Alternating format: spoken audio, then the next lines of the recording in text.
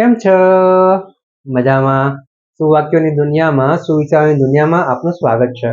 મારા મિત્રો, આજનો જે સુવિચાર છે તે છે દ્રષ્ટિ વિઝન.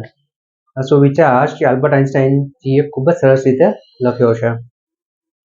એમાં લખ્યું છે કે દરેક વસ્તુ જે ગણી શકાય છે તે જરૂરી નથી કે તે કામની જ હોય, અને દરેક વસ્તુ જે ગણવામાં નથી આવતી તે બની શકે તે કામની પણ હોય. મારા મિત્રો, વાત રસપ્રદ છે, સમજવા ઈચ્છીએ તો ખૂબ જ સરળ છે. આપણે આપણી આસપાસ જોયું હોય છે, અનુભવ્યું હોય છે કે આપણે દરેક વસ્તુ, દરેક સફળતા આપણે કોઈકના કોઈક માપદંડથી માપતા હોઈએ છીએ.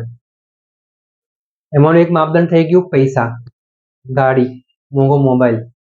આપણે એવું વિચારતા હોઈએ કે જેની પાસે બંગલો છે, ગાડી છે, મોંઘા મોબાઈલ છે, તે ખૂબ જ સફળ વ્યક્તિ છે અને તેણે ઘણું બધું હાંસિલ કર્યું છે.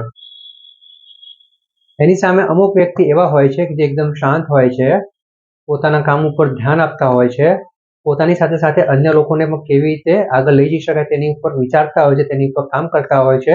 તો આવા માણસો આપણી નજરમાં એવું લાગે કે આ બધા નિષ્ફળ છે, કારણ કે આમણે જોઈએ એટલા પૈસા ભેગા કર્યા નથી, જોઈએ એવી ગાડીઓ વાપરતી નથી. એટલે શ્રી આલ્બર્ટ આઇન્સ્ટાઈન અહીંયા કહી રહ્યા છે કે દરેક વસ્તુઓ જે આપણે માપી શકીએ છીએ, ગણી શકીએ છીએ, તે જ ફક્ત એક માપદંડ સફળતાનો ના હોવો જોઈએ. સફળતાનો માપદંડ બીજા ઘણા બધા હોઈ શકે છે, અને આ માપદંડ જોવા માટેનું આપણી દ્રષ્ટિ હશે તો જ આપણે તે જોઈ શકીશું. જો આપણી પાસે તેવું વિઝન અને તેવી દ્રષ્ટિ નહીં હોય તો આપણે તેને ડેવલપ કરવી પડશે, તેવી દ્રષ્ટિ બનાવવી પડશે.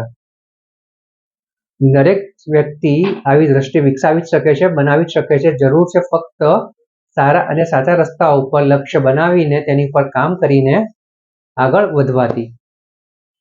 તો આજથી જ આપણે આવી દ્રષ્ટિ બનાવીએ કે જેમાં આપણે એવી વસ્તુઓ પણ માપી શકીએ, ગણી શકીએ કે જે ખૂબ જ કામની છે ને જે ગણવામાં નથી આવતી. અને એવી વસ્તુઓને ફક્ત સફળતાનું માપદંડ ના બનાવીએ કે જે ફક્ત ગણી શકાય છે અને માપી શકાય છે.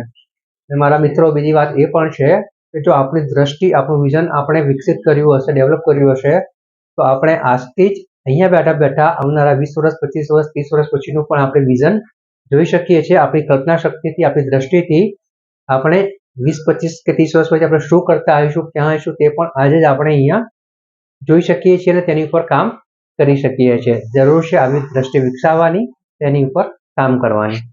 Thank you.